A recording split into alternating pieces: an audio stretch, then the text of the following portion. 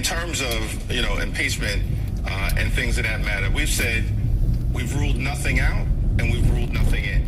But we're going to deal with what's in front of us. And so what's been in front of us is we've successfully run out of town some of his cabinet secretaries, and the overwhelming majority of them are woefully unqualified, in fact, dangerous. So now we're in a situation where Kristi Noem is gone, Pam Bondi is gone, and I believe Pete Hegseth is next. And we're going to keep our foot on the gas pedal to push this guy out, the most unqualified Secretary of Defense in American history. Now, tomorrow, under the leadership of Jamie Raskin, Judiciary Committee Democrats are going to brief the entire caucus about the different accountability mechanisms that are available to us, including or available to better results than the previous Secretary of Defense, Lloyd Austin, who went AWOL for a bit there, dressed up in a weird way at times and really wasn't in touch with the service members, which is why they had a recruiting problem under his watch. So I don't think being qualified is always the answer. We talked about this the other day in the show. You can have every initial running off your business card. It doesn't mean you have great executional skills. It doesn't mean you know how to get results. You may have a lot of knowledge. It doesn't mean you know what to do with it exactly, right? So, this is a great example of that. Pete Hegseth is the perfect Secretary of Defense for now. He may not be the perfect person long term, as far as the next 20 years. But for what the military needed in this very moment we find ourselves, especially with how the woke mind virus infected the military, they wanted to teach people about white men being full of rage and anger and white people are bad. This was the proper person to get back to why you joined the military in the first place. And the only person really qualified to be a prime example of that is someone who's not a general, someone who is still a soldier, who still is in touch with the people at the bottom, so to speak, of the chain of command. At any rate, let's go to this next clip. Watch. I often go to Democratic leadership to figure out who's next out in the cabinet for my party. You think Hegseth's gone next? I think that's very wishful thinking on the part of Hakeem Jeffries. Look, I think in a lot of the reporting we've seen from the New York Times and others about the lead up to the Iran case, it seems that Hegseth is far more involved than he used to be. He's a stalwart defender on the Iran issue. Lord knows Donald Trump needs help, and everyone rowing in the same direction on Iran right now, especially with some of the backlash in different parts of the party. I think the president's been very happy with Hegseth on that front, and so we'll see. But to say he's next up when we're in the midst of a battle with Iran, I think is foolish to say the least. Well, I think Jeffries is throwing out some red meat for the base. I mean, he's at the National Action Network He conference. could be the next speaker. How do you think about his evolution as leader? So I actually think that, especially given the fact that Democrats in reality have so few tools at their disposal. Now, they have bully pulpit. We could talk about where and how they've been successful and failed in their communication, certainly. But in terms of legislative levers that they have to pull, they have very few. So in other words, there's not much that he can do, and there's not much they will be able to do as far as trying to get rid of Pete Hegseth. We have to understand what they're literally doing here. They're undermining the chain of command. There's nothing Pete Hegseth has done that would warrant any conversation as far as impeachment is concerned. Here's the other fascinating part about it. Why would you talk about impeachment for Pete Hegseth if you haven't even impeached the actual commander-in-chief? Pete Hegseth's doing what the commander-in-chief is telling him to do. Now, let's take a step back and really understand the dynamics here. General Kane and other generals, chiefs of staff, they're the ones really running things here. Now, Pete Hegseth will execute whatever the White House tells him to do, okay? And he will go in front of a camera and say what needs to be said. But if you really think about the true decision makers, it's still people embedded in the Department of Defense, and it's the White House. And so I just find it interesting that they're going to spend their time trying to go after him when that's not really going to make a difference. Let's go to Rick Scott, and here's what he had to say. Jeffrey's an idiot. I mean, here's a country that wants to develop a nuclear weapon to kill Americans, and they've been killing Americans, and he wants to limit the president's authority. I want this president to do everything he can to protect my family, your family, all of us. So Jeffries is a complete idiot on this, and it'll never pass the Senate if it does pass the House. Well, and I thought it was interesting he was bringing up some of his fellow New York leaders with Congresswoman Malliotakis and Congressman Lawler. So Senate Majority Leader Chuck Schumer says the upper chamber is going to take up the measure next week when you return from recess. So, dead on arrival? Yeah, it's dead on arrival. I mean, who wants Iran to have a nuclear weapon or ballistic missiles to kill Americans? Only Democrats. There's not a Republican I know that thinks it's smart for this country to allow somebody that says they're going to kill us to have a nuclear weapon. So President Trump's doing the right thing. I think the ceasefire is an opportunity. I hope it works. I hope the negotiations work. But this president's done the right thing. He is defending Americans. That's what we all should be doing. But again, Rick, a lot of people don't believe that. They believe Israel is the one controlling the president. They believe Israel controls everything that happens with our country. And ultimately, it's the Jews that are really running this entire operation. That's what a lot of people believe, especially on the internet. The president has no agency. Pete Hegseth has no agency. All they're doing is following the orders of Netanyahu himself. I'm just telling you what people say. We went over yesterday. Megyn Kelly said the president's been bamboozled. So, yeah, we'll see how successful Jeffries can really be in this. I don't think he's going to find much success, but that's my opinion. What is yours to these stories? First, let's start with Chicago. I mean, what are they doing to the kids out there? If you're in Chicago, please let me know your reaction to this in the comment section.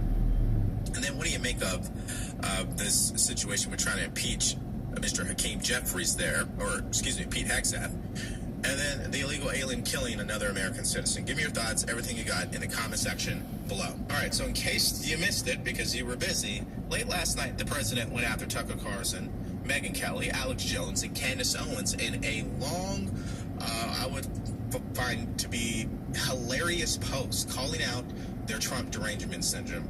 So if you guys missed out on that update and more, click on the video because it's coming up right now.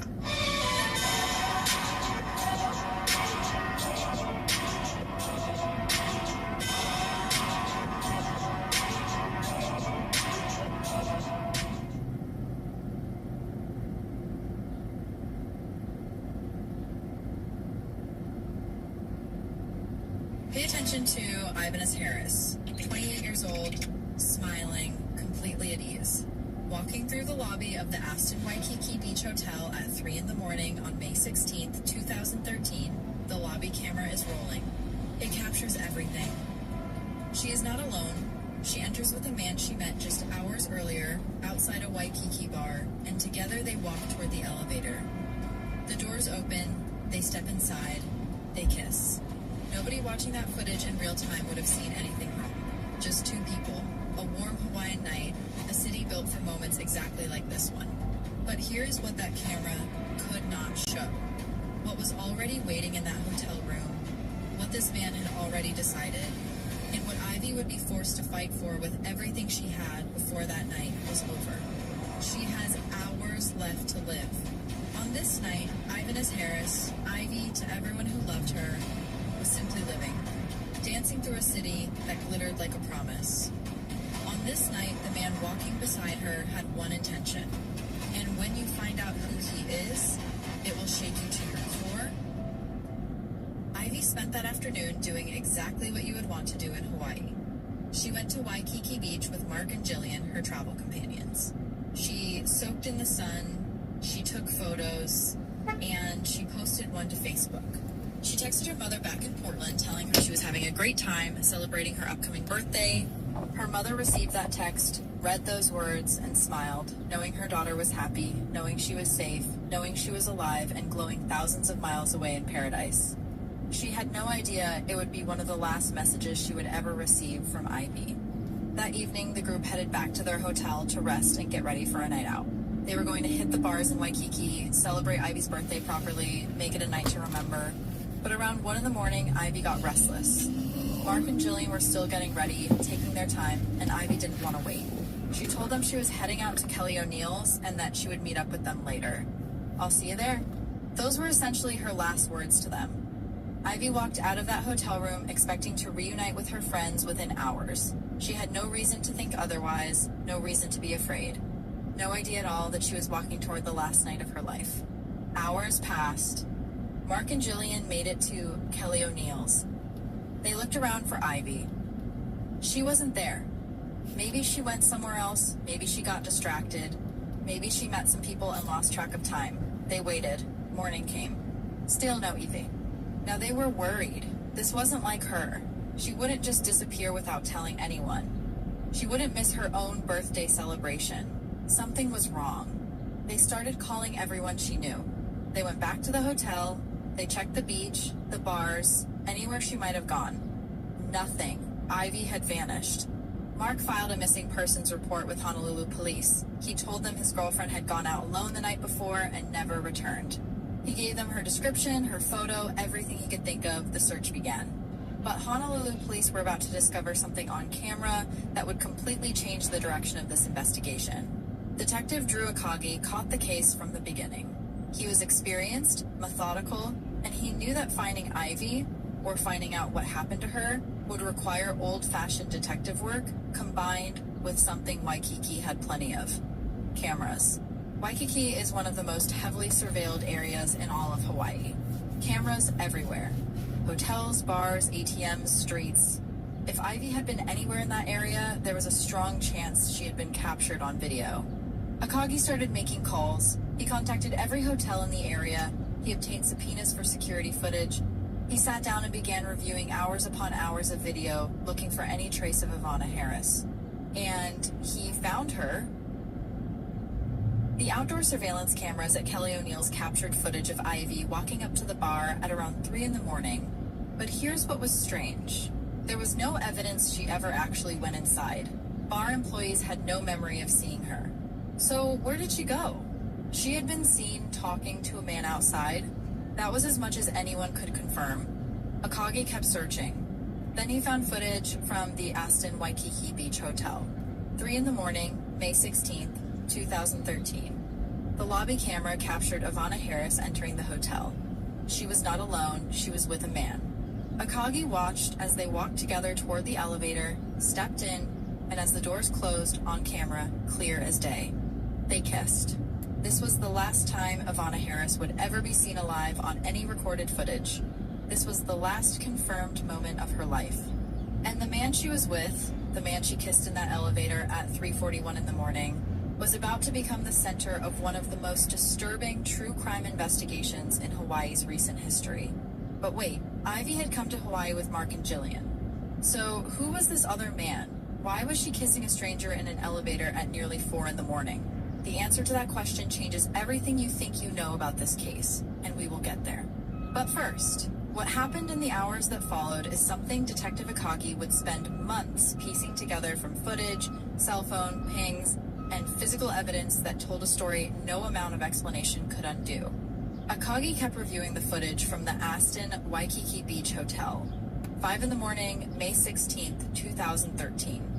Approximately 2 hours after Ivy was last seen alive on camera. The elevator camera captured a man entering the lobby alone. Same man from before, but this time he was carrying something. A large rolling duffel bag. The footage showed him struggling with that bag. It got stuck several times as he tried to maneuver it into the elevator. When he finally got it positioned, something about the way he moved made it unmistakably clear. This bag was heavy. Very heavy. But here's what really stood out to Akagi. The man's appearance. He was wearing jeans and a long-sleeve shirt, not exactly typical attire for Hawaii in May, when temperatures regularly hit the 80s. He had on a floppy bucket hat with a wide brim, and the tag was still hanging off the back. And throughout the entire time he was in that elevator, he kept his back to the camera. He stood facing the corner. He never once turned around. It was as if he knew exactly where that camera was positioned and was deliberately, carefully, methodically hiding his face. If you think this is just a man checking out early with a bag full of luggage, think again. The footage continued tracking him. He exited the elevator and walked to the valet parking area where a white SUV was waiting. A valet approached and offered to help with the bag. The man waved him off. He tried to lift the bag into the trunk himself. He struggled visibly. It took him several attempts to finally get it loaded, and when he did, the vehicle noticeably sagged under the weight. What was in that bag? Akagi felt his stomach drop. He already suspected the answer, and the thought was almost too horrifying to hold. 9 in the morning, May 16th. Same hotel, same elevator, same man. He was still wearing the jeans and the long sleeve shirt, still had that bucket hat pulled low, but this time there was no duffel bag, just a small white towel. Detective Akagi looked at the timeline and let it sink in. 3 in the morning, the man enters the elevator with Ivy. They kiss. 5 in the morning, the man leaves the hotel alone, carrying a duffel bag so heavy he can barely lift it into a vehicle. 9 in the morning, the man returns without the bag. 3 hours and 16 minutes, unaccounted for. Where had he been? What had he done with that bag? Ivy was still missing, and now Akagi had a suspect. A faceless man in a bucket hat who had been the last person seen with her. He needed to identify this man. He needed to find out what happened in that hotel room, and he needed to figure out where that duffel bag had ended up. May 20th, 2013. 4 days after Ivy disappeared, the western tip of Oahu is remote, beautiful, but isolated. Yokohama Bay sits about as far from Waikiki's tourist crowds as you can get while still being on the same island.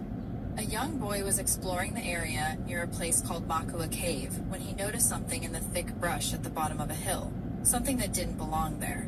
At Bodhi, he ran to get help. When Honolulu homicide detectives arrived at the scene, they found the remains of a young black woman. She was naked. She had been exposed to Hawaii's tropical climate for 4 days, which meant significant decomposition had already taken hold.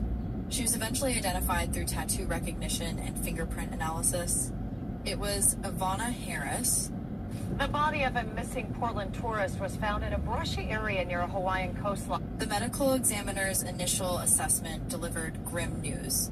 Ivy had died from an injury to the neck. But because of the advanced state of decomposition, the examiner could not provide specific details about whether she had been manually strangled, whether a ligature had been used, or exactly how the fatal injury had been inflicted. What they could say with absolute certainty was this: Ivana Harris had been murdered, and whoever did it had gone to extraordinary lengths to hide her body in a place where they hoped she might never be found. Now Detective Akagi had a body. He had surveillance footage, he had a timeline, but he still didn't know who the man in the bucket hat was. And he didn't know for certain that this man was directly connected to Ivy's death, even though every instinct told him he was. He needed to prove it. Akagi discovered that the suspect had purchased a pay-as-you-go cell phone specifically for his trip to Hawaii. Prepaid phones are harder to trace than standard contract phones, but not impossible. He pulled the ping data, the records showing which cell towers the phone had connected to at various times during the days surrounding Ivy's disappearance. At 8 in the morning on May 16th, just 2 hours after the man left the hotel with the duffel bag, that phone pinged off a tower on the Waianae coast. The Waianae coast, remote, isolated, just a few miles from Makua Cave, the exact location where Ivy's body would later be found. But here is what made Akagi certain he was on the right track. The phone pinged that same remote location again later that night. 2 separate trips to the same isolated stretch of coastline on the day Ivy disappeared. Akagi's theory began taking shape. The man had driven out to the Waianae coast early that morning to scout the area, to find a suitable location, to find a place where a body might never be discovered. Then he had returned later that night to complete what he had started. Rental car records confirmed what the cell phone data suggested. The man had put over 400 miles on his white SUV during just 5 days in Hawaii. 400 miles. On an island where you can drive the entire perimeter in just a few hours. He had been driving around, searching, looking for the perfect spot to hide what he had done. 400 miles of guilt, of desperation, of a man trying to make a young woman disappear from the face of the earth. Detective Akagi went back to the hotel's reservation system. He started looking for guests who matched a specific profile. Someone who checked in alone. Someone who had declined housekeeping service, a logical precaution if you do not want anyone seeing what is inside your room. Someone who matched the physical description from the footage. One guest stood out immediately. Room 924. The guest had checked in alone. He had requested no housekeeping. When Akagi compared the check-in footage to the footage of the man with the duffel bag, the match was unmistakable. Same person, same bag, visible in earlier footage, same sunglasses pushed up on his head, same deliberate effort to avoid having his face captured clearly on camera. Now, Akagi had a name, but before we get to that name, there is something important that has been hovering over this entire story. Something that explains why Ivy was in that hotel with a man who was not Mark, why she was in an elevator kissing a stranger at nearly 4 in the morning, and why the circumstances of her death were more complicated than a simple birthday vacation gone wrong. Remember when I mentioned that Ivy came to Hawaii with Mark and Jillian? Remember how she left their hotel room alone that night? Investigators, as they dug deeper into the background of this case, uncovered a layer to Ivy's life that her family did not speak about publicly. Ivy made her living as a traveling escort. She posted advertisements online to connect with clients in various cities. She did not hide this from the people closest to her. It was how she survived, how she made money while trying to figure out her next steps, while planning her return to Portland, while working toward the future she still believed was waiting for her. And Mark, whose full name was Mark Miles Jr., his relationship with Ivy was more complicated than the word boyfriend suggests. Mark was Ivy's pimp. He and Ivy traveled together, along with Jillian, who also worked as an escort, running a mobile operation that had taken them across multiple states, including Hawaii, Alaska, Idaho, Minnesota, and Nevada. On May 11th, 2013, just 5 days before she disappeared, Ivy and Jillian had posted an advertisement online, marketing their escort services in Waikiki. This trip to Hawaii was not purely a birthday vacation, it was also work. So when Ivy left the hotel alone that night, she was not just heading out to meet friends at a bar, she was also looking for clients. And at some point in those early morning hours, she connected with the man who would end her life.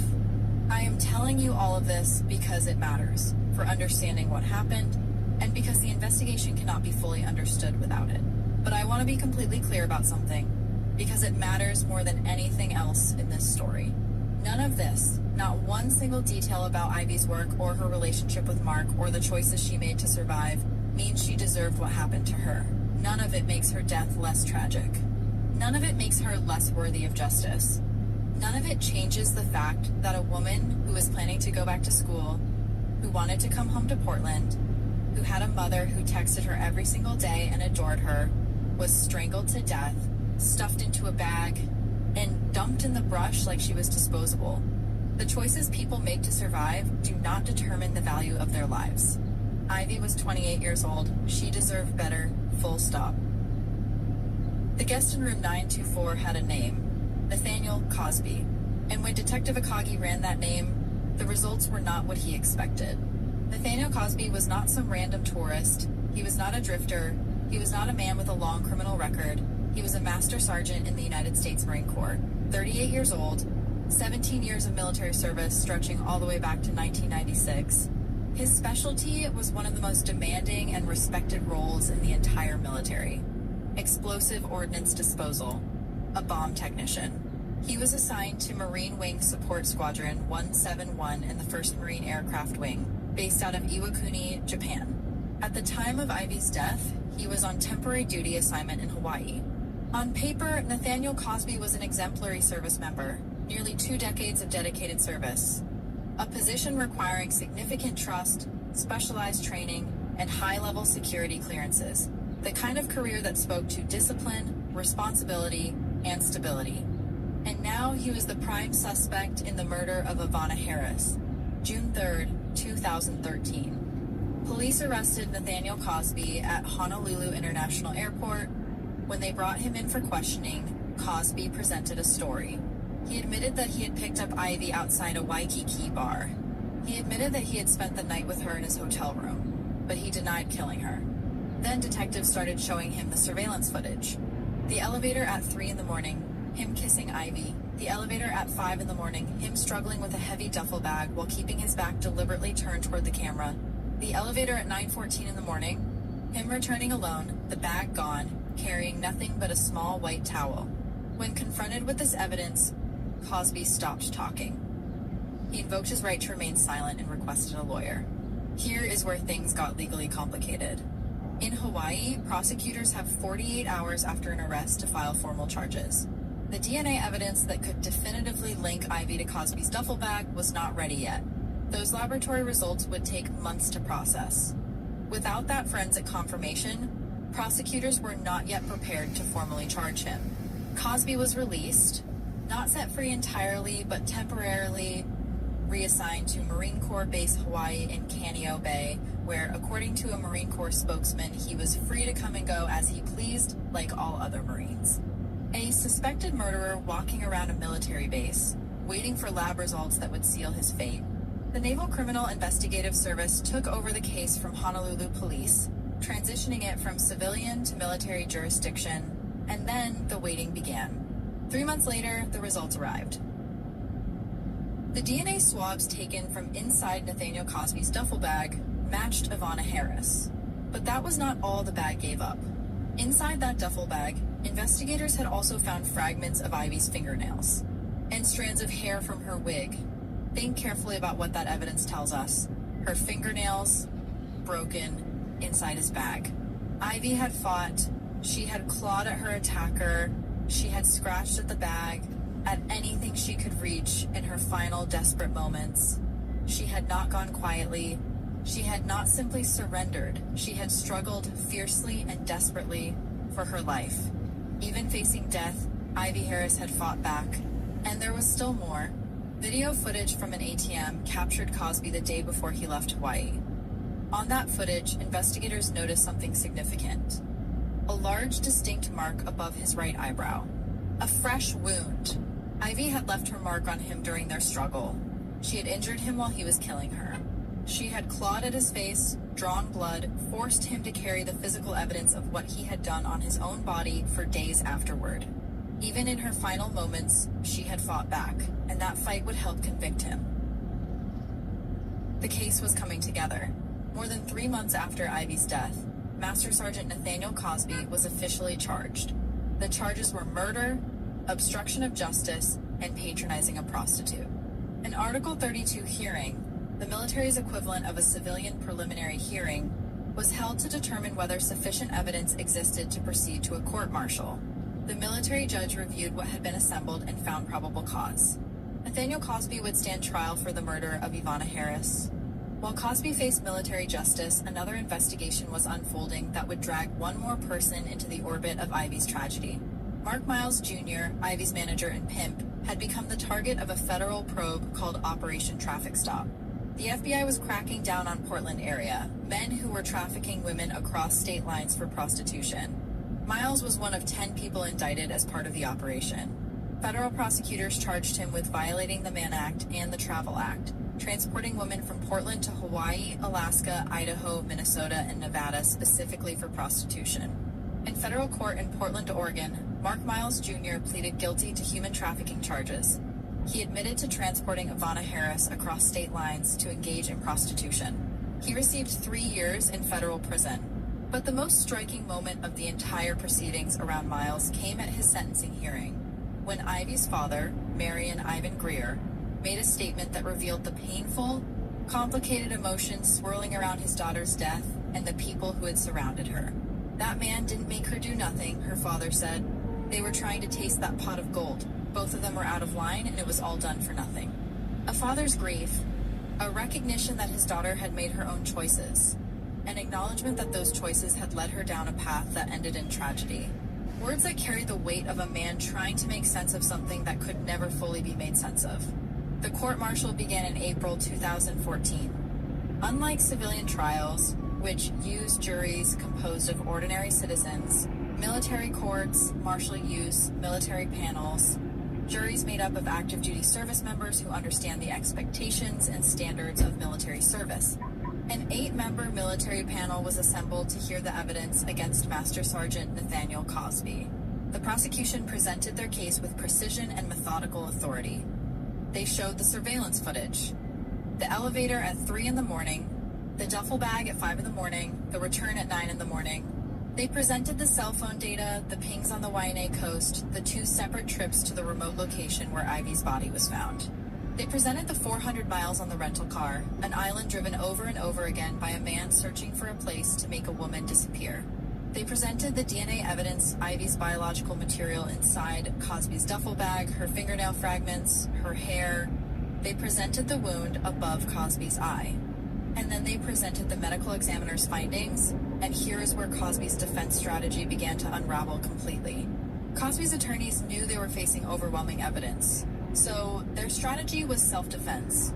According to Cosby's account, he had hired Ivy as an escort. They went back to his hotel room. After their encounter, Ivy had allegedly demanded more money than they had agreed upon. When Cosby attempted to leave the room, Ivy reportedly pulled out a lipstick knife, a small blade concealed inside a lipstick container, and slashed at him. In response, Cosby claimed he put her in a chokehold. He was only trying to restrain her, he said. He did not mean to kill her. When he realized she was dead, he panicked. He disposed of her body because he was embarrassed and did not want to bring shame to his family or the Marine Corps. That was his story. Number 8. But when pressed for details during court proceedings, when asked to describe the struggle moment by moment and blow by blow, Cosby could not provide a coherent account. He described the situation as chaos. He could not explain precisely how events had unfolded. He could not explain the sequence clearly enough to make it believable to anyone sitting in that courtroom. And then there was the medical examiner's testimony, which dismantled the self-defense claim at its foundation. Ivy had not died from a stab wound. If Cosby's version of events were true, if Ivy had attacked him with a knife and he had defended himself, you would expect the fatal injury to reflect that kind of violent struggle. You would expect defensive wounds on Cosby consistent with a knife attack. Instead, the medical examiner testified that Ivy died from an injury to her neck consistent with strangulation. She was choked to death. Not stabbed, not cut, strangled, manually, deliberately. The prosecution reframed every piece of physical evidence in light of this finding. That wound above Cosby's eye, that was not from Ivy initiating violence against him. That was Ivy defending herself against the man who was choking the life out of her. She had clawed at his face, dug her fingernails into his skin, fought with every ounce of strength she had while he killed her. Those broken fingernails inside the duffel bag, evidence of a victim struggling desperately to survive. Not an aggressor, not a threat, a woman fighting for her life until there was nothing left to fight with. The prosecution's closing argument drove the point home with unmistakable clarity. Ivana Harris had not died from a stab wound. She had been strangled by Nathaniel Cosby. She had fought back, leaving her mark on his face and leaving her DNA inside his bag. And then he had driven around this island for hours, 400 miles worth of guilt and calculation, looking for a remote enough place to dispose of her body so that she might never be found, might never be identified, might never receive the justice she deserved. Some reports also noted, quietly and heartbreakingly, that at the time of her death, Ivy was 4 weeks pregnant. The 8-member military panel deliberated. They reviewed everything. The surveillance footage, the cell phone data, the DNA evidence, the medical examiner's testimony, Cosby's own contradictory and incoherent account of what had happened in that hotel room. They weighed the self-defense claim against the physical reality of how Ivy had died. And they reached their verdict. Guilty of unpremeditated murder, guilty of obstruction of justice, guilty of patronizing a prostitute. The panel rejected Cosby's self-defense claim entirely. They did not believe that a trained Marine, a bomb disposal expert with 17 years of military training and the kind of discipline and physical knowledge that comes with nearly 2 decades of service, had accidentally killed a 28-year-old woman while simply trying to restrain her. They believed he strangled her. They believed he panicked when she was dead. They believed he stuffed her body into a duffel bag, drove around the entire island looking for a place to dump her, and left her in the brush near Makua Cave like she was nothing, like she was disposable, like her life did not matter. The military panel's sentencing recommendation was severe. Life in prison without the possibility of parole. Dishonorable discharge from the United States Marine Corps. 17 years of military service. Gone.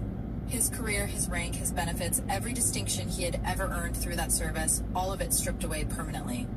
Master Sergeant Nathaniel Cosby would spend the rest of his natural life behind bars at the United States Military Disciplinary Barracks at Fort Leavenworth, Kansas, the Department of Defense's only maximum security military prison. In August 2014, the commander of United States Marine Corps forces in the Pacific reviewed the panel's recommendation.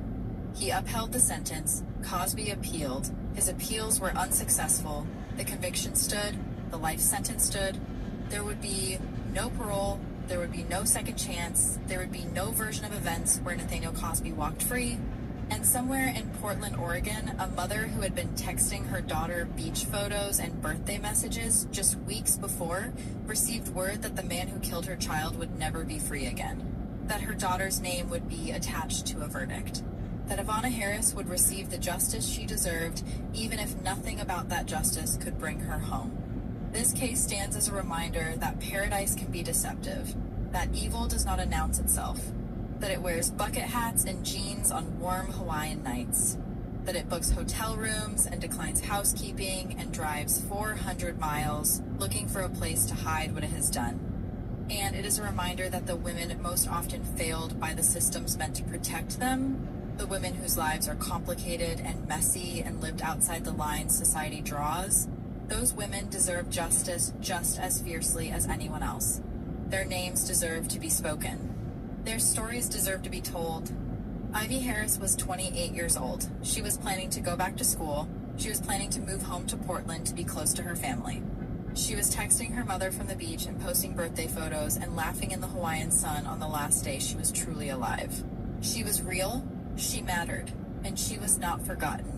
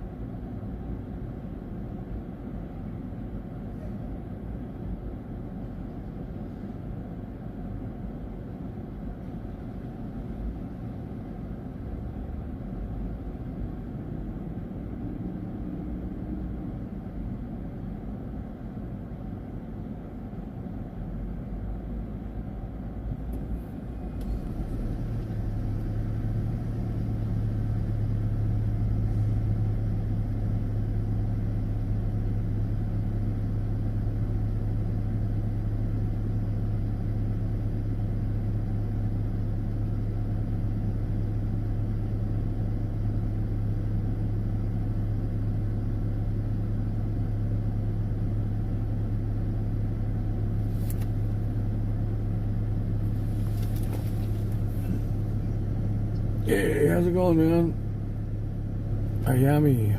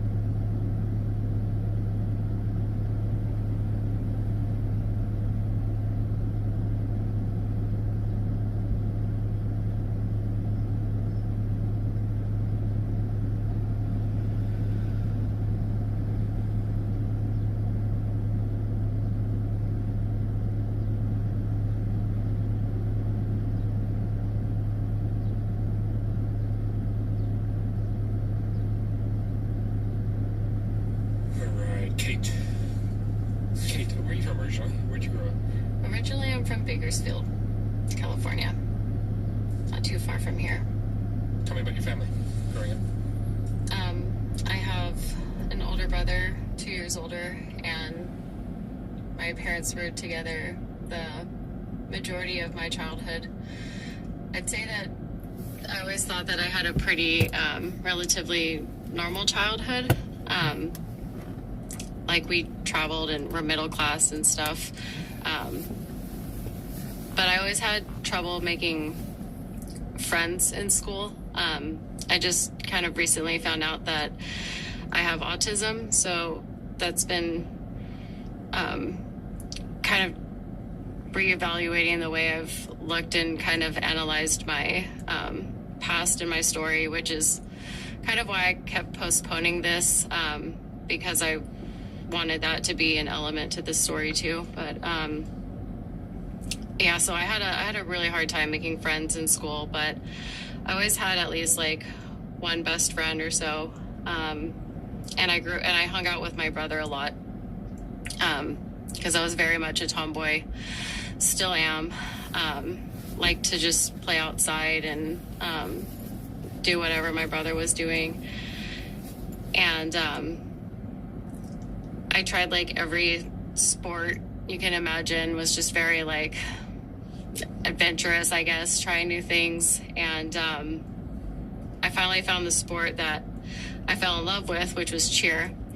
I was in 4th grade, and even though I fell in love with cheer, I wouldn't say cheer necessarily loved me, but it was for a pretty well-known company in Bakersfield, not for a school. I've never cheered for a school before, so it was a club competing team, and I eventually got on the traveling competitive team and worked with these infamous 2 female coaches, Miss Dunn and Miss Shelley, and I mean, they were known for producing champions. We were definitely a hard team to beat, definitely statewide, but even one of the top teams in nationals.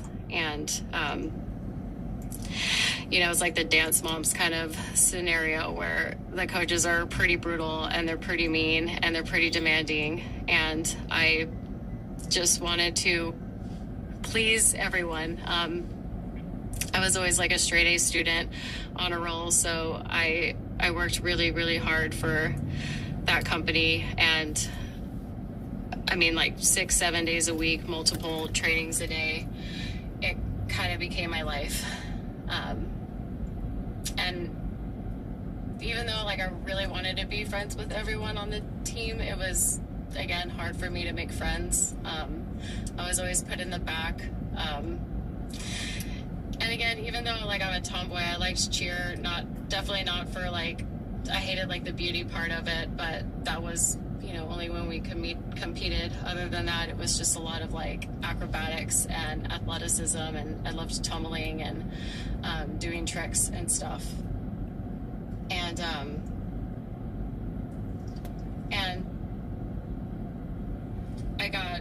I started puberty pretty young, actually, like around that time too, around 4th or 5th grade.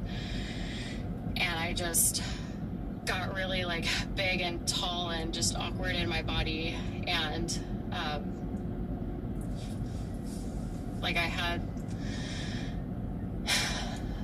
got like my period for the first time in 6th grade, and it was like one of the worst case scenarios in the middle of school with khaki pants on, and I literally thought I was dying. I had no idea what was happening.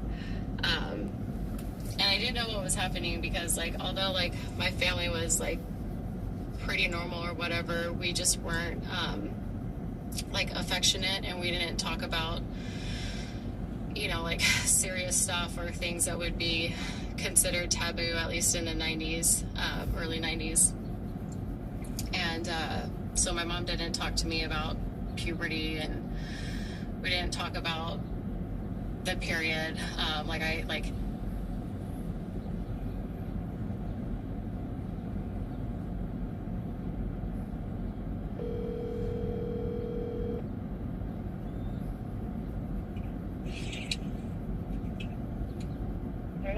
Hello?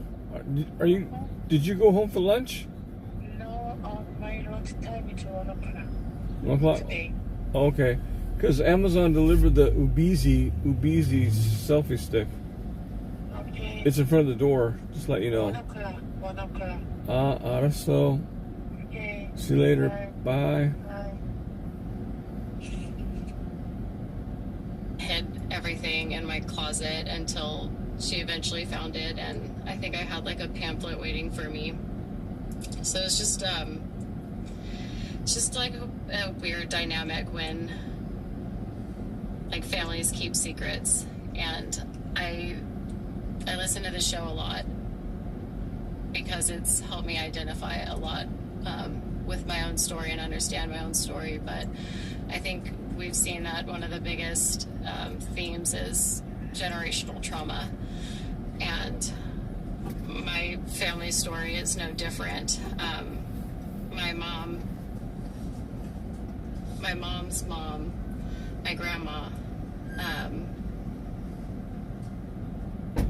she was at a party when she was young, like 16, and got drunk and, passed out, and then a couple weeks later was sick and found out she was pregnant with my mom.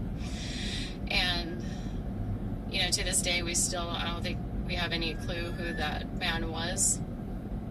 But my mom was born in the early 60s, and my grandma was the daughter of a pastor in Texas, and so this was very not okay, to say the least. And so they made the decision to raise my mom as if her and my grandma were sisters.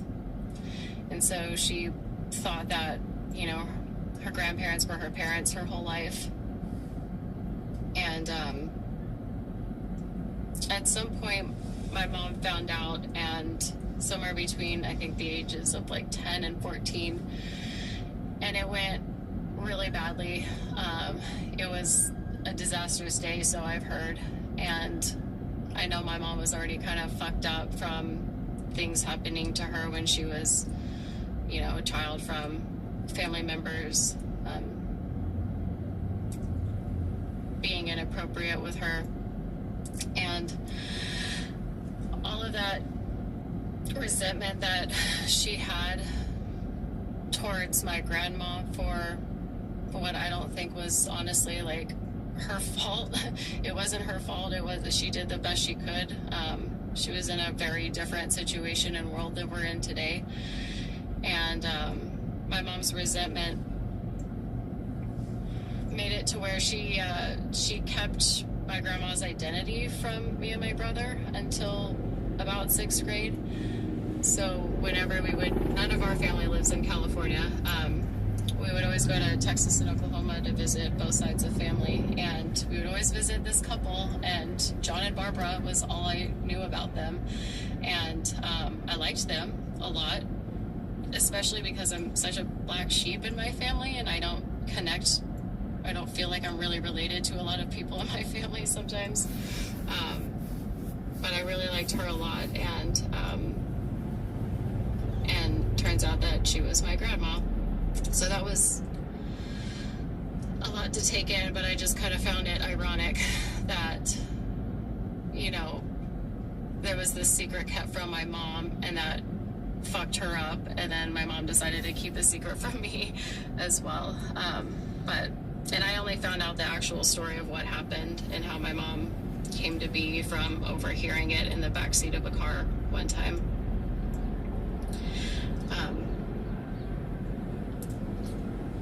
So I guess that's when things started changing a little bit. My family moved into a new house in a new development, and I went to a new school, started middle school, and I didn't really know anyone there because we had moved. And I had made a couple friends that were new. Like a parent's worst nightmare kind of a friend. I had this one girl who was, I thought, so cool and so adult for, being in 7th grade. She had a very young, hip mom, and they drank, and they had a boat and did cool stuff. And because I that's like part of the autistic thing, is like kind of following and mimicking whatever your friends do and stuff. I just did whatever she did, and because of her, I started, I had my first cigarette, and she taught me how to sneak out of my house, and we started hanging out with some neighborhood kids, including this group of brothers, and I started drinking a little bit too. And then one of the brothers, so I was a year younger than everyone in my grade, because I started school a year early, and there was a guy who was in our grade, and then he had an older brother. I don't know, he was like a few years older than me, that we would always hang out with. And he started like coming over to my house in the middle of the night and had me like come outside. And again, like, I didn't know anything about sex. I didn't know anything about literally anything. Like, I hadn't learned that yet in school, and my school wasn't teaching much. And he would just like do whatever he kind of wanted with me, and I didn't really understand it, and I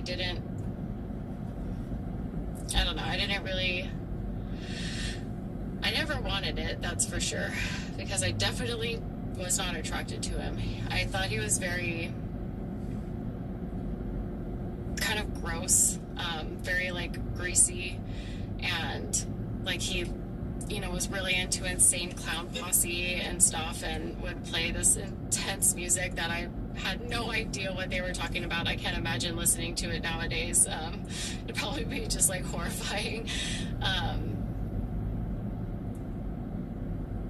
But he was intimidating as hell.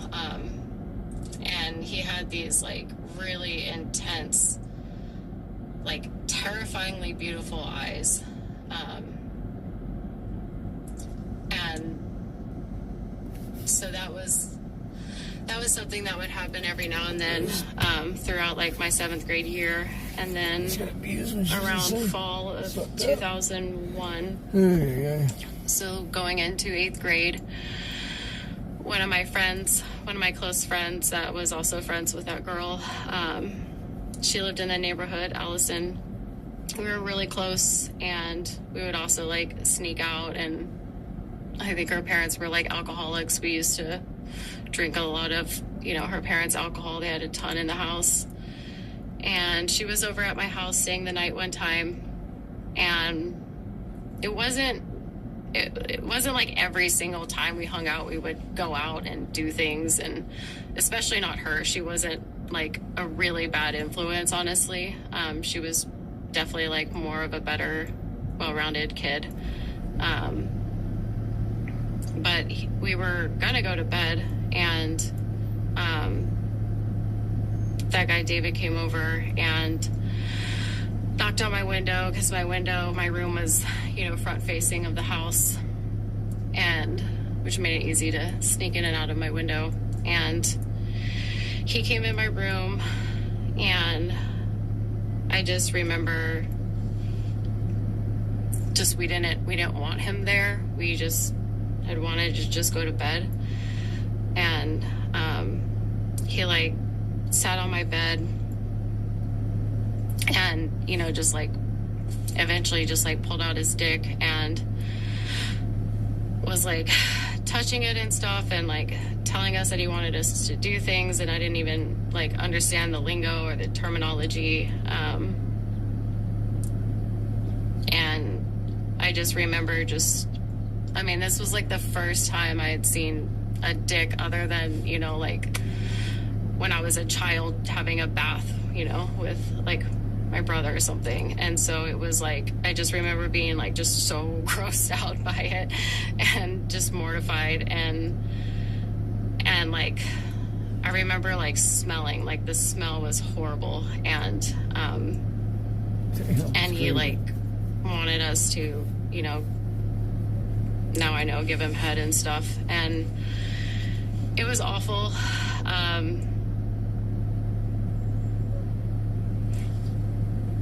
I bit him, in which like he didn't like, but also I think he kind of did like it, because I think he always liked the game aspect of what he could do or get away with. And honestly, like I would get asked later on, like, why I didn't say anything, why I didn't like call for like my parents or something. And honestly, my dad was scarier than this guy. The thought of my dad coming in and just seeing that he was there and what would happen was much scarier than what was happening there. I could just disassociate. So my dad's he's worked a lot on his anger issues now, but he had really bad anger issues my whole life, and he was... Express. Alright, I'll be back, guys. Gonna do this pickup here.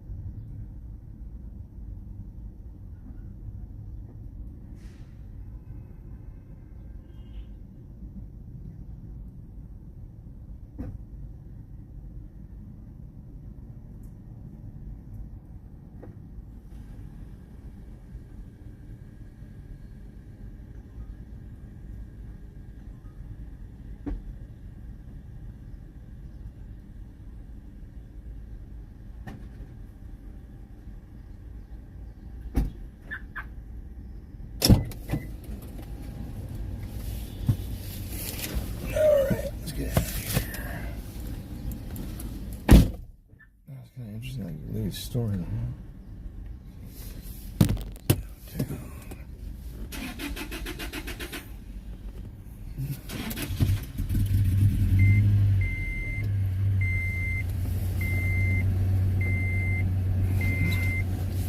Drive northeast, then turn right.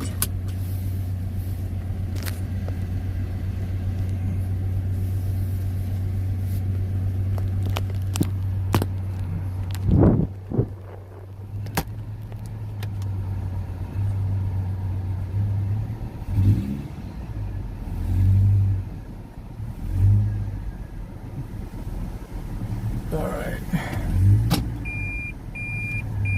Get out of here.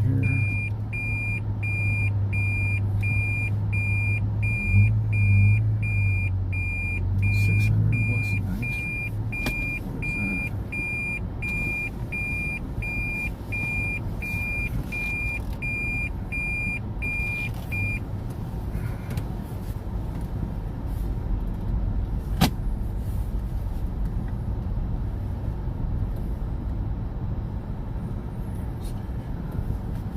Drive southeast.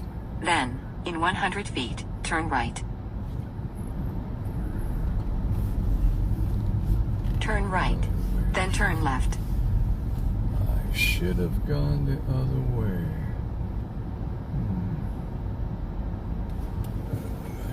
Let's switch people this way.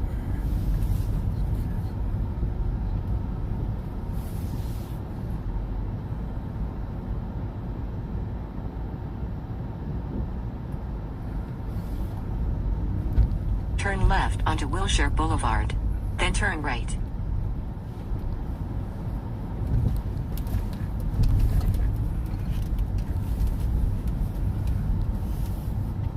Turn right onto South Union Avenue.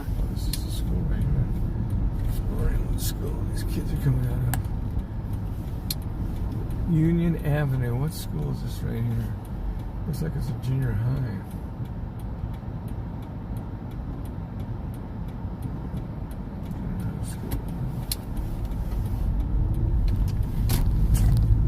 In a quarter mile, turn left onto West 8th Street.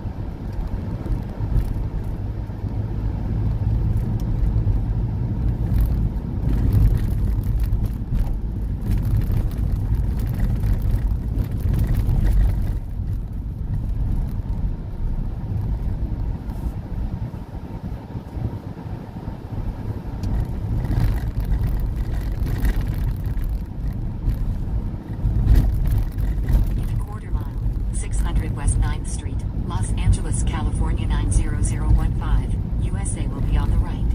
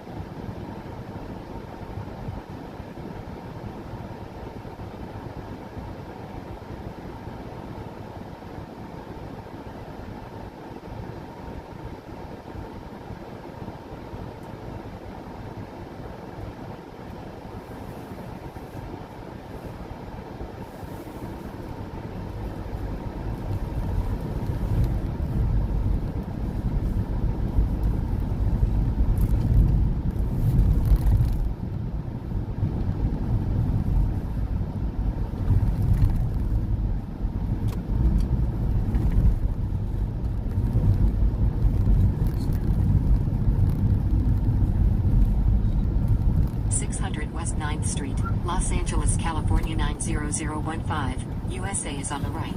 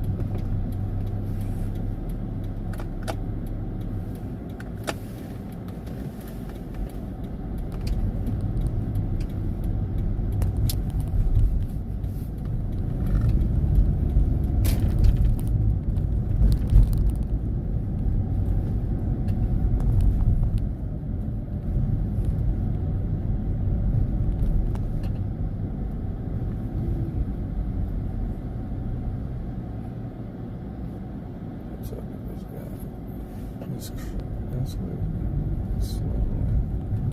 What's going on, dude?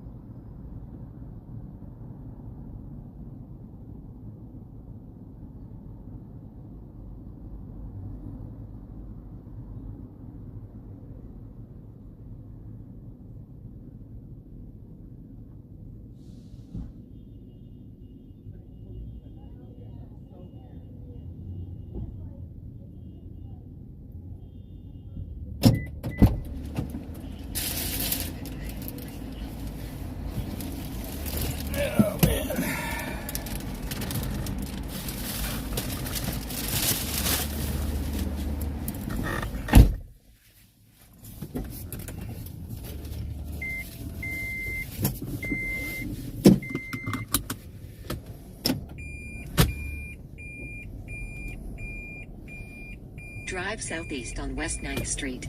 Then turn left onto South Hope Street. Oh, man. Drive southeast on West 9th Street. Then turn left onto South Hope Street. Yeah, it's this building here. I think it's on the right side, right?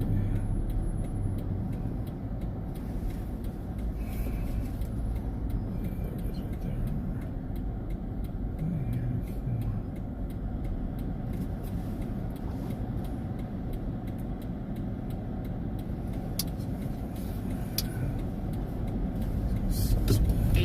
South Hope Street, Los Angeles, California 90017. USA is on the right.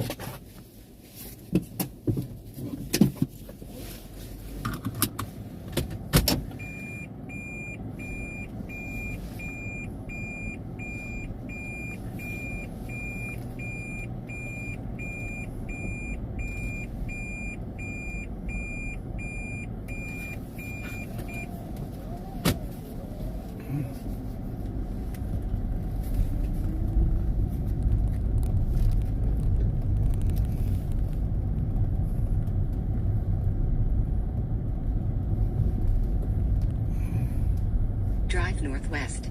Then turn right onto South Hope Street. Drive southeast. Then make a left U-turn, if permitted. Turn right onto South Hope Street. Alright, let's go down here.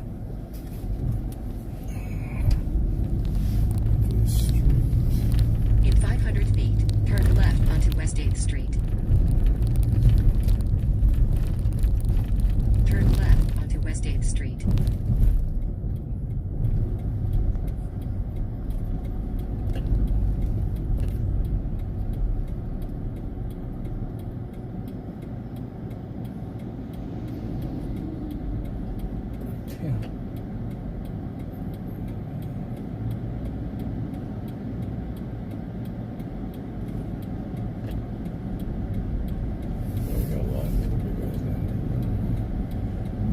Continue for 2 miles.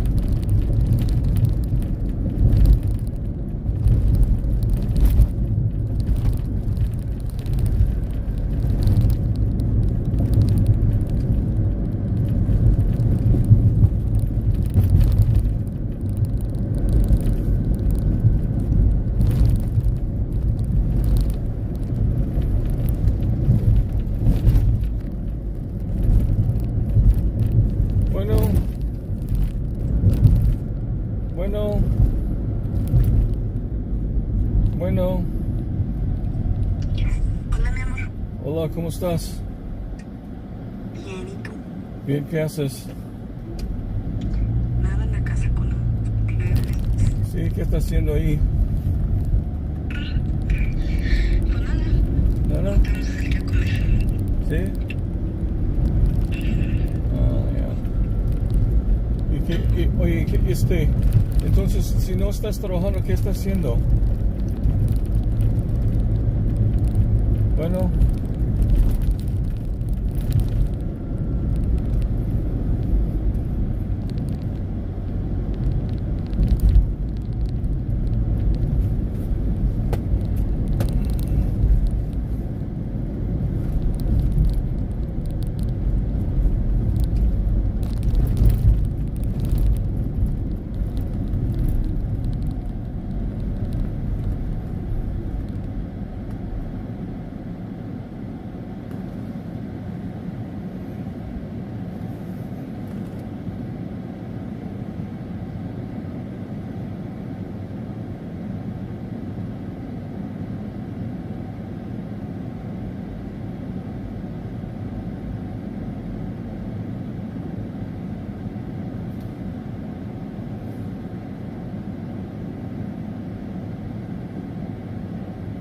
Bueno. ¿Y luego? No, nada. Perdón, se cortó la llamada porque estaba manejando en... Con razón. Ajá. No, estoy diciendo, ¿qué vas a hacer hoy? Solamente estamos a comer. ¿Ah, sí? ¿A dónde? Aquí en la casa. ¿Con tu hermana? Sí. ¿Qué vas a comer? ¿Qué van a comer? Espagueti con milanesa de pollo. Oh, qué rico. ¿Tu hermana hiciste o tú hiciste? ¿Vale? ¿Quién lo hizo? Yo y ella. ¿Qué están haciendo? Estoy trabajando, estoy manejando. Ok. Sí. ¿Vale? Es que estoy manejando, estoy trabajando ahorita. ¿Dónde estás que se te corta mucho la llamada? ¿Eh? ¿Dónde estás que se te corta mucho tu llamada? Es que estoy manejando. Está medio cortada. No, es que estoy manejando, por eso, perdón. Es que a veces entre áreas que tienen buen señal y ahorita no. ¿Vale? Sí, porque voy a dar una encarga a una... ahorita, en 5 minutos voy a dejar una encarga. Ok. Sí. Sí, amor. ¿Cómo estás? ¿Bien? ¿Todo bien? ¿Cómo te sientes? ¿Mande? ¿Cómo te sientes? Bien. ¿Sí? Todo bien. ¿Todo bien? Sí. ¿Me extrañas? Mucho. ¿Ah? Mucho. ¿Mucho? Ah, ok. Qué bueno. Mucho. Sí, yo también. Bueno, amor. Entonces, ¿hablamos más tarde? Porque estoy trabajando. ¿Vale? Te marco más tarde porque estoy trabajando. Voy a dar una encarga. Ok, está bien. Te amo. Ok, ya, bye.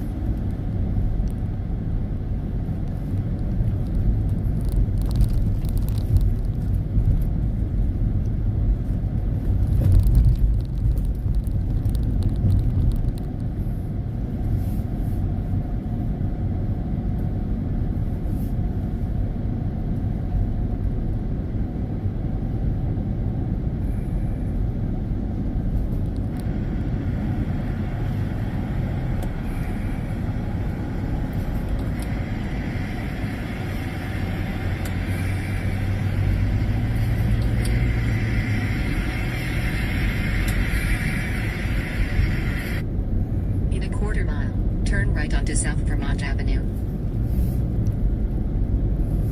Just seeing that he was there and what would happen was much scarier than what was happening there. I could just disassociate. So my dad's he's worked a lot on his anger issues now, but he had really bad anger issues my whole life, and he was always really intense and really strict, and his methods of punishment aren't exactly any forms of punishment I would ever do to my kids, but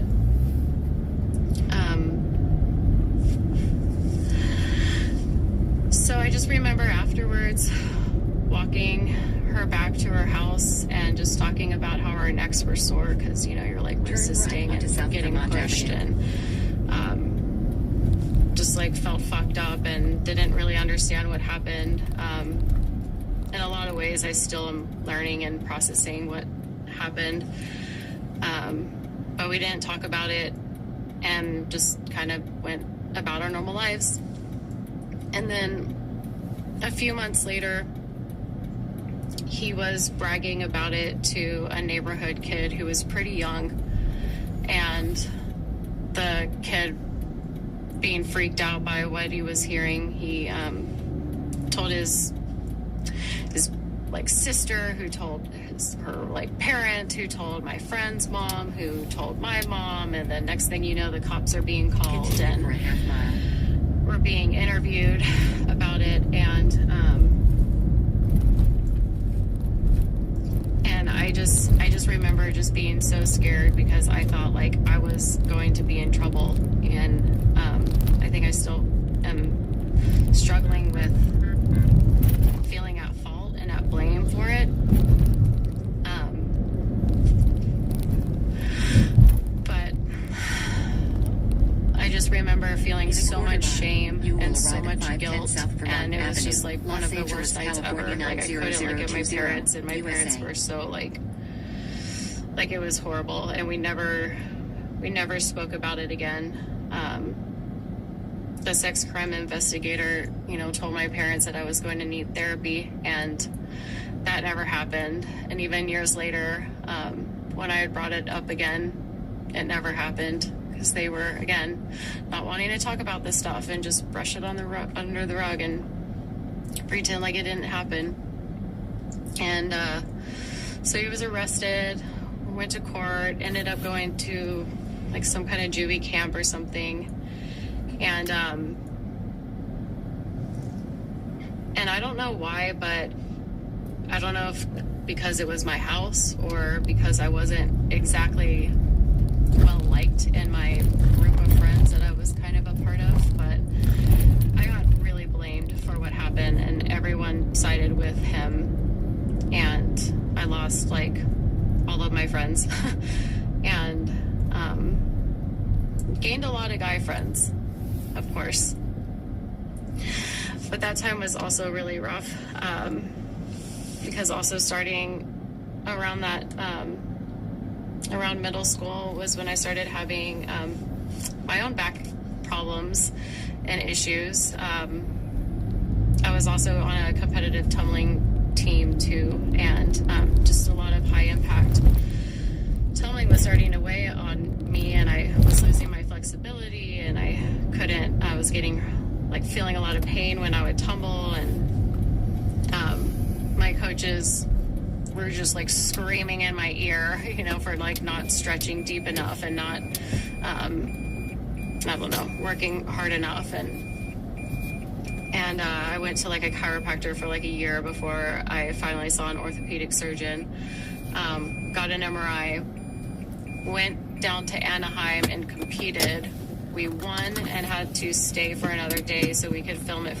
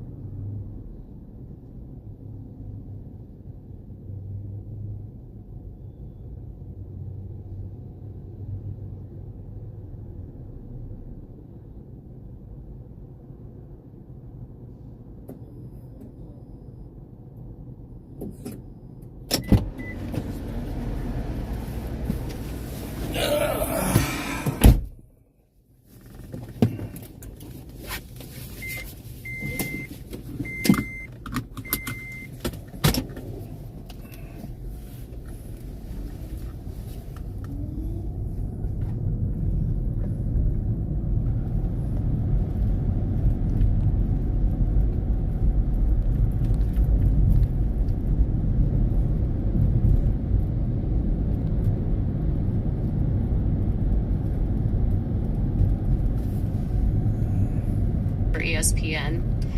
And I came back, got my results back, and like I had such a bad herniated disc that my vertebrae were touching. And my doctor just looked to Anaheim and competed. We won and had to stay for another day so we could film it for ESPN. And I came back, got my results back, and like I had such a bad herniated disc that my vertebrae were touching. And my doctor just looked at me like, how are you even sitting here? Like, how did you compete? And my condition just went really downhill after that. I was bedridden for a little over a month. This is now like early 2002, so 8th grade, right before the whole cop thing happened.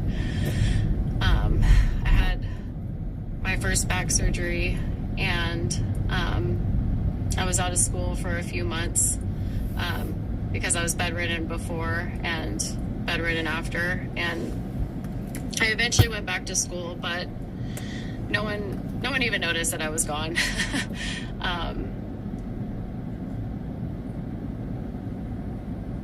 And that ended my cheer career, and that was like the one thing that I really, really loved and was passionate about. So it was a rough time. My high school, just started continuing drinking more and smoking more weed now. And me and that girl kind of drifted apart after a while. We got stalked by that guy for years. Like he would always somehow find out whenever we were staying together and bang on our windows. And we know it was him because it doesn't make sense for it to be anyone else. And I was like really into wanting to be a crime scene investigator at the time. So I was like, we would like have our notebooks and we would jot it down every time it would happen, and we would try to like collect evidence. But one night I was coming home with my family and he was outside of my window, and I was like, okay, I knew it was him. And he came and bothered me all the time throughout high school, at least like the first half of high school.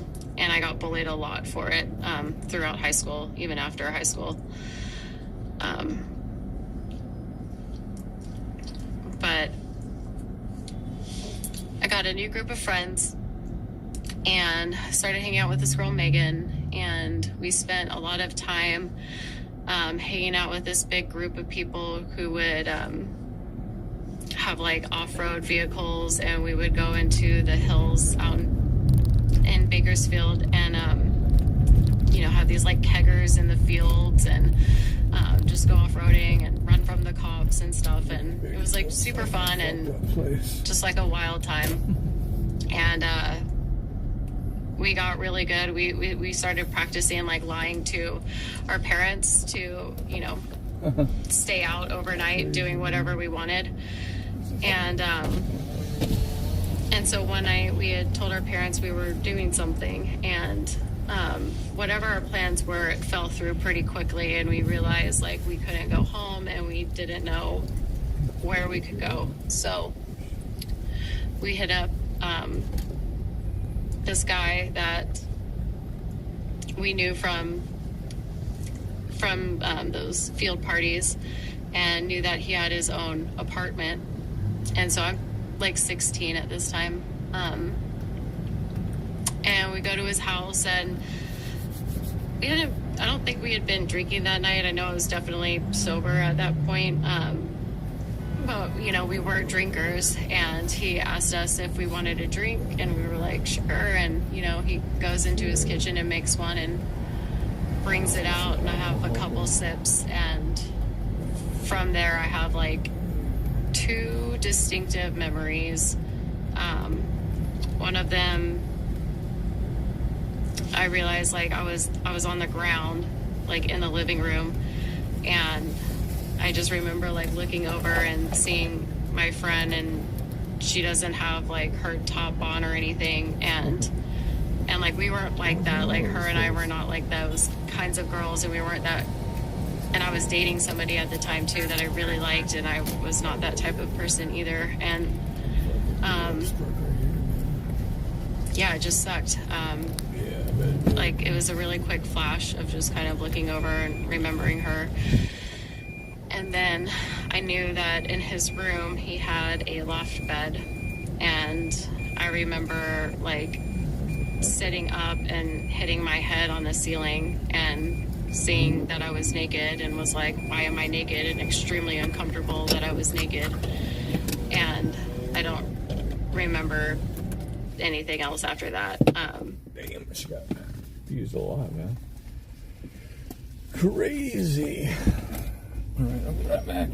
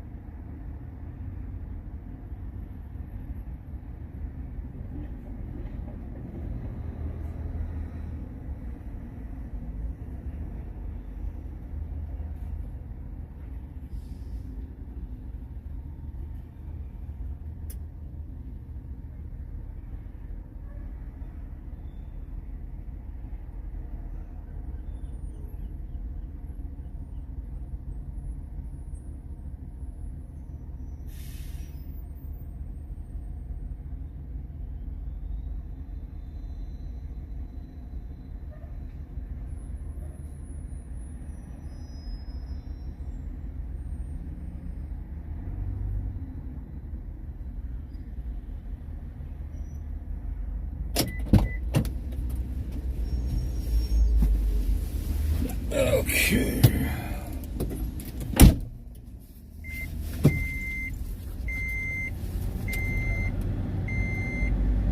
And then woke up and went home. It was, if anyone has ever been roofied, they know that the hangover is pretty brutal for that. And I just went to the guy's house that I was dating, and I was so confused, and I didn't understand what happened, and I was trying to understand what happened, and I just was texting him, and he wasn't responding, and I kept calling him, and sometimes he would answer, and then he wouldn't respond, and then he would just hang up, and I just kept calling back and was like, what happened? Like, I don't understand. I don't know what happened. And again, like, I totally took the blame and thought it was like my fault and like what I got for putting myself in that situation, and I didn't. And I don't know, I didn't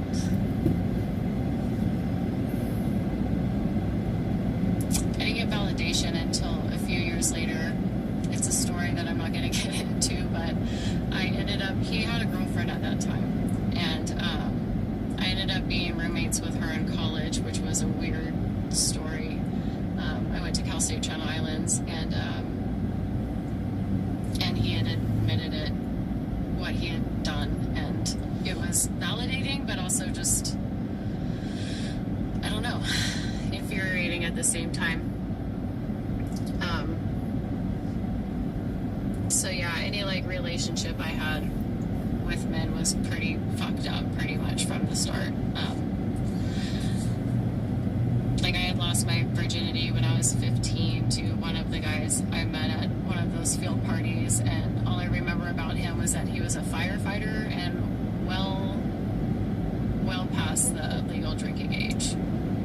And again, I was 15, so it took me so many years to learn and understand that that guy was probably pretty fucked up, and that was not a good situation. Like, it was like something I almost thought was like cool for a long time, that older men had always liked me since I was a small child.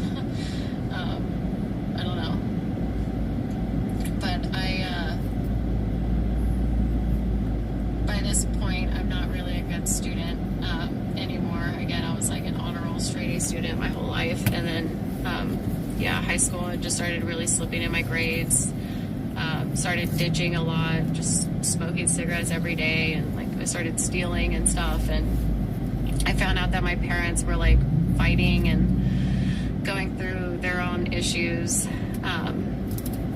And like my senior year of high school, I just remember like one of my biggest goals was I want to do cocaine. And I probably got that idea from a movie or a show. But I just remember being hell-bent on the fact that I wanted to try cocaine. And after I graduated high school, I got my wish, and it was love at first sniff. And I got just dove straight into it. Not too long after that, I had gotten a little overdose too.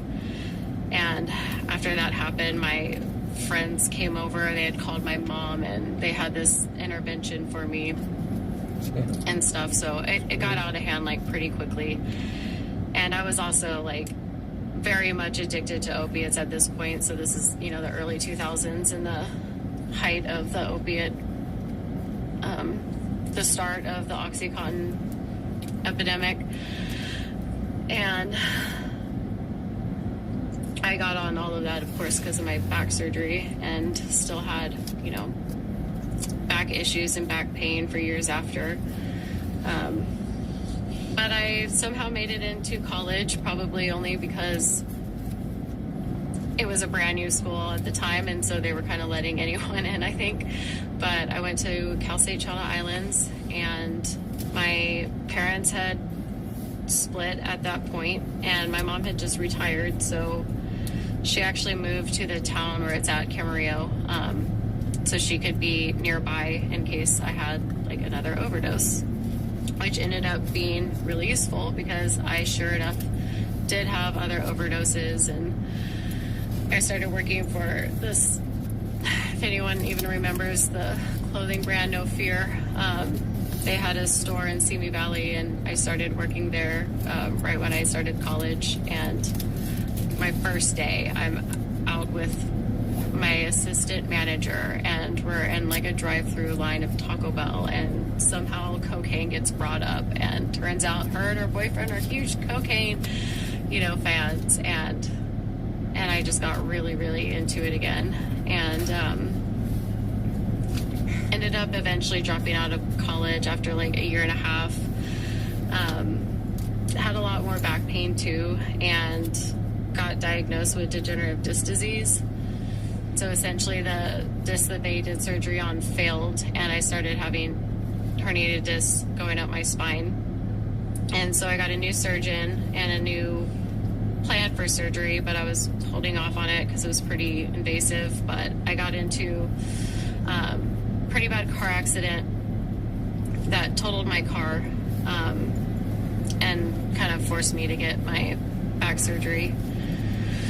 So I had my second one in 2008, and they did a total disc replacement, so I had another surgeon that just was there to open me up and take out my organs and keep me alive so they can take everything out and replace it. And that was a pretty like extensive surgery. I was out for a while and had to use a walker for a long time.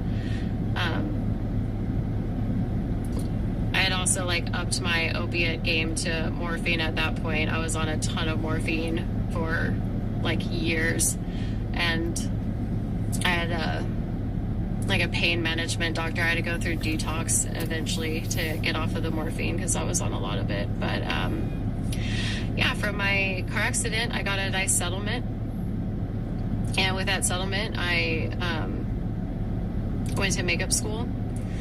And I went to cosmetology school, and around that time was when I really, really started developing my eating disorder. And it got really bad to the point where, like a month shy from graduating cosmetology school, I ended up checking myself into an inpatient program in Long Beach for a few months, and it was a great program, but I was just not ready for it at all. I was very much in this state or mindset that it wasn't about anything other than food and my body. And it's just, I'm just here to get control of my body. And they're like, no, this is not about food. And I'm like, of course it is. It's only about food. But I met one of my really good friends who also had a big love affair with cocaine. And by the time I got kicked out of treatment, because if you don't know how treatment works with insurance, if you do well and if you improve too much, then they're going to kick you out. But if you don't improve and you don't do well enough, then they're going to kick you out. So like you're always like trying to be in this like I'm improving but not too much. So eventually everyone gets kicked out, and the very first day, like, went down to San Diego, stayed with a friend, and got a bunch of cocaine, and like my eating disorder and cocaine habit just was on full force pretty much from then on out until I was done eventually.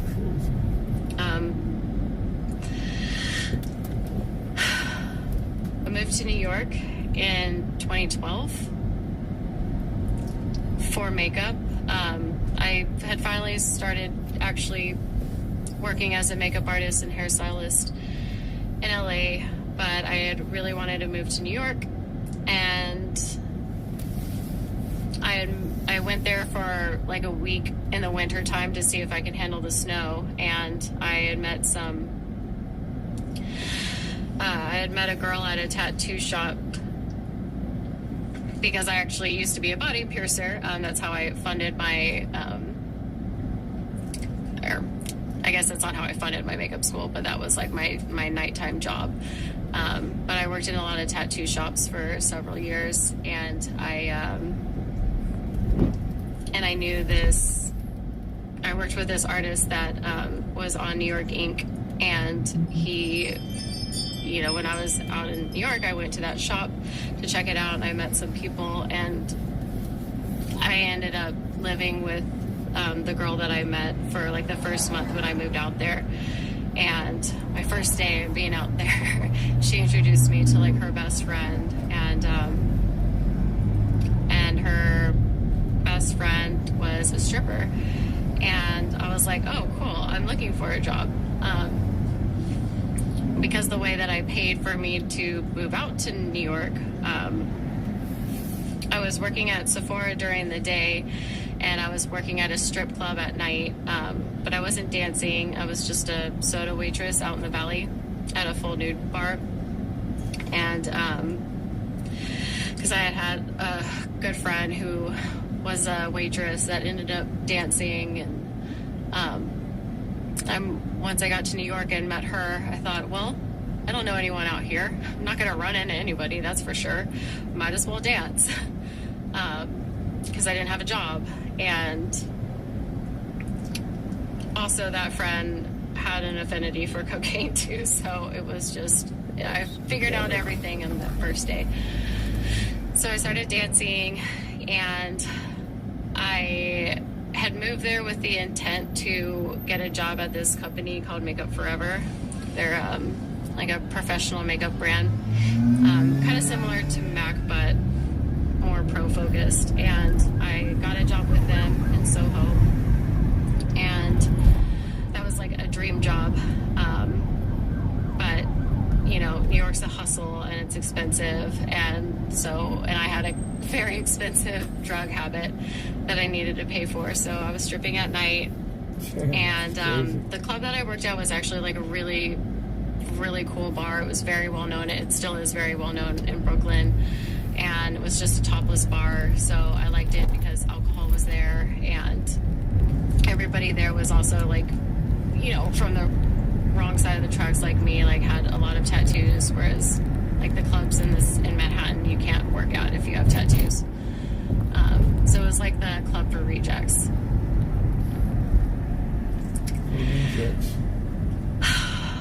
I was an awful stripper. I don't like talking to people, like, obviously. I'm like really shy and stuff, and I totally used alcohol and cocaine to be social. But I would basically just like do my dance, and then afterwards you have to like go around the bar and like make your rounds and be like, oh, give me money. And that was the only way I made money. Otherwise, like, I never hustled for dances or anything because I didn't want to, and I would just sit downstairs and just do blow all night. But every now and then, of course, you know, you sit at the bar and you have some drinks and someone pulls you into the lap dance room, and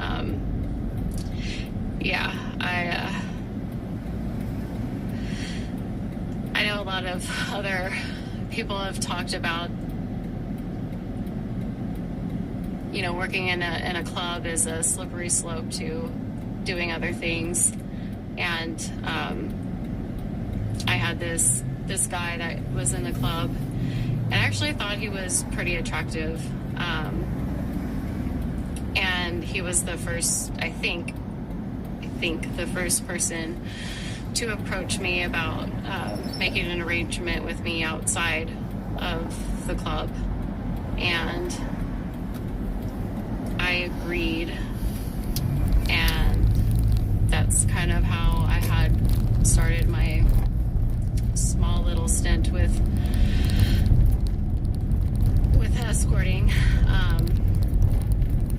It started off as mainly just that guy, but then he, you know, told his friends, and it changed.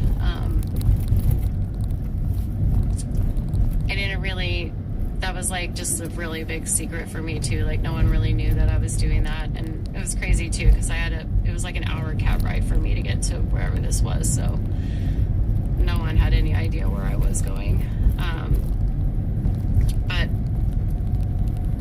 I eventually kind of stopped and backed off of that.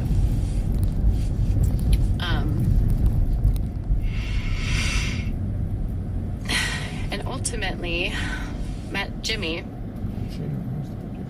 Jimmy came into our club a lot. He was definitely a regular, and he definitely had money, and the girls would always go to him whenever he would come in because of his money, definitely not because of his looks. And we were outside of the club one time. I was like smoking a cigarette or something, and he asked me if I had ever smoked cocaine. And I was like, what? You don't smoke it, you snort it. What are you talking about? And it's like, you should smoke it. Try it. You'll like it. And so I did, and I liked it. And that started a whole new chapter with me. I started hanging out with that guy way too much. I don't know what he did. He did something in the music industry, and all I know is we would go to like the studio that he had or worked at that was right on the waterline in Brooklyn, and he had gold records of Britney Spears Circus album and some other artists that I knew at the time. I don't know what the fuck he did, but he did something with music and had a lot of money. And I think he would tell me things like, oh yeah, I can literally make anyone a star. I can, like, you don't have to have talent. Like, anything you want, I can make your dreams come true. And so I think we like had some like silly plans or something of doing things, but of course, like, that was all bullshit, and it was just all about drugs mostly initially. We would go through so much of it that, you know, you start cutting it after a while. And then I just remember at one point being in the studio and having the little like glass pipe and being like, this is crack, isn't it? And he was like, yeah, this is crack. I was like, I fucking thought so. Like, yeah. And crack is intense. I would go on these intense benders with him for like days and not go to work. And we stopped going to the studio. We started going to like his place, which he had this huge place. It was insane. This giant like loft studio thing. There was like a basketball net in it and everything. Like, it was huge. And did a ton of crack, and, you know, didn't take too long for what I know now was my debt was accumulating with this guy, and eventually got to the point to where he wanted to get paid back for it. And like, again, was so not attracted to this guy. I thought he was so gross, and I really didn't want to, but, you know, they're really good at manipulating you and putting you in this position of like, yeah, but I've done all these things for you. I've been so kind to you. I've been so nice. We're friends, you know. And also, he was married, but I never saw this wife. And I know that he acquired his wife in Southeast Asia somewhere. And I don't really remember the details of the scenario. I just know at one point he had me at a sleazy paid by the hour motel, and he's wanting me to do things for him, and I just knew I had to get out. And, you know, like, my makeup career wasn't going anywhere really at that point, and I think now, looking back, that he was trying to groom me into doing, like, you know, more trafficking things. It's very obvious now that I've like learned about it, but and heard other stories. But thankfully, I just disappeared from the club for a long time and from him, and got out. And things got a lot better. Makeup career was taking off, started building a good clientele, and I fell in love. Really short relationship though, with this girl. I like totally fell in love with her on a job, and she broke my heart. She dumped me for good reason. I was an awful girlfriend, go figure. I had like still have so many issues, and security issues and self-worth issues, and you know, she couldn't handle it, and so I was super heartbroken. I'm about to get kicked out of my apartment because I had 2 cats, and I told my landlord that I didn't have any cats, and he found out. So I was trying to find a place to go, and I was really lonely, and I met this girl named Margie. And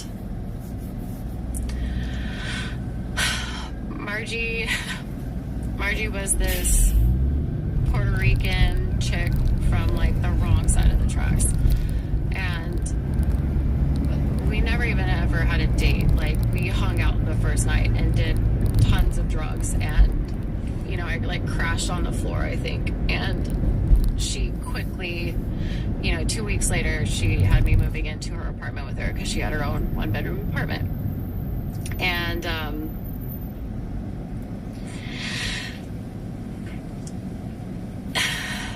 you know, it's so true the analogy and what they say and talk about the frog in a pot of boiling water. Like, that's exactly like what this relationship was. Really slowly over time, she started to control things, and she started to, you know, violate my privacy, and started to yell, and then started to throw things, and then started to break things, and then started to get physically violent. And it just, yeah, I've never been in a I hadn't really been in many relationships, honestly. I'd only been in like a couple real relationships at that point, and never for a long period of time. And